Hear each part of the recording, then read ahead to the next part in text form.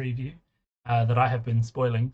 Um, as is my tradition of late, I have outsourced my photoshopping. I used to do all my own photoshopping, but I've outsourced it to various people on the Dragon channel. So shout out to his name on Discord is different to his name.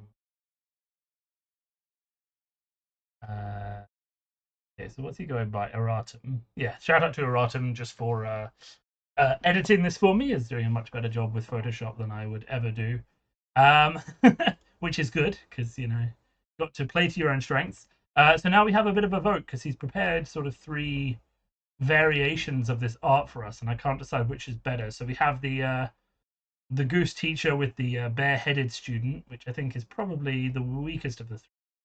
Um, then we have what is probably our number two. Let's, damn it, I've just ruined this now. Everyone's going to have seen the. Right. We have number two, which is just a bear sitting in front of a goose, which I think is quite good. And we have number three, which is a dancing bear in front of the goose, which I think is my favorite. And for those of you who are quick with your pausing skills, you've probably already seen the card because I just clicked it off. But that's all right. So yeah, let me know which you think is best. I think this one is the one that I'm going to be sharing because I just like the moves this bear is showing. Though I feel like this one is a lot more like a student. So yeah. All right. So the name for this card, so let's get that out of the way, is Promising Bear. Um, Otherwise, you could take it as Promising Student. Some may say that that is its actual name, but I think that's hypocrisy. It's a 2 for 2 with one glory, which you can see down here. It is a tattooed monk, and it's kind of interesting to see a monk in this set that isn't a heretic, But I guess other themes need support, and there's been a bit of speculation on the Dragon server as to whether or not I was trying to sneak in a conflict card, and maybe this is a conflict card. I don't know. People have been pinging me all day about not showing them the card, so I'm kind of more willing to draw out the suspense now, um, and make you wait for it. So let's go back to this other art. Yeah, so like 2 for 2 with one glory is pretty average stats, I would say, not amazing.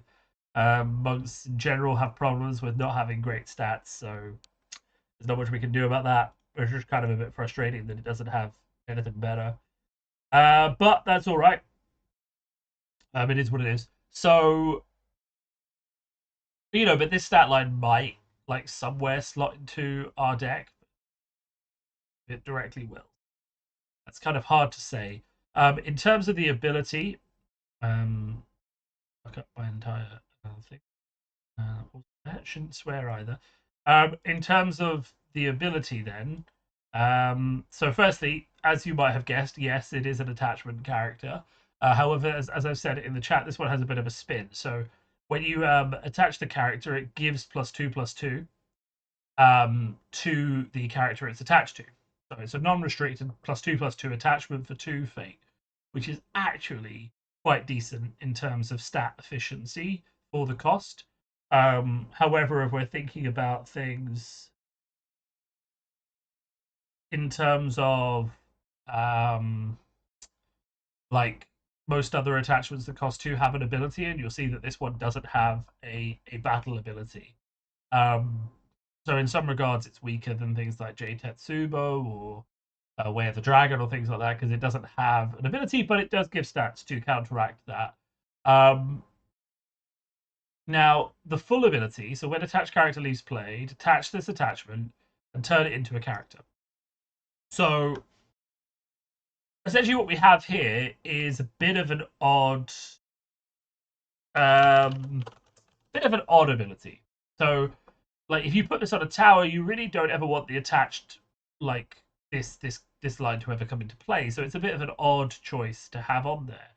But that being said, it is an interesting ability because it does give the attachment utility beyond just being a monk and does give you a pathway to attach this to a cheaper character that will leave play and not worry so much about spending 2 fate to put the attachment on the character because ultimately you're getting not only +2/+2 for the duration that that character is on the table. But if that character gets assassinated or removed from play, you then get a bonus. So I think this is a really nicely designed card. I would have liked if maybe it had been written such as when attached character leaves play, or this attachment is removed from, like, discarded from play. So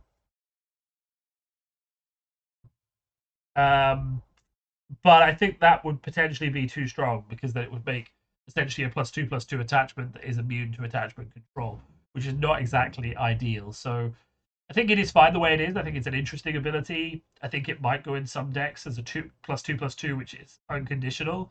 So if you think about currently in like Mitsu decks and stuff like that, kind of fall out of favor, but you still might play Togashi Acolyte for those stupid bonuses, right?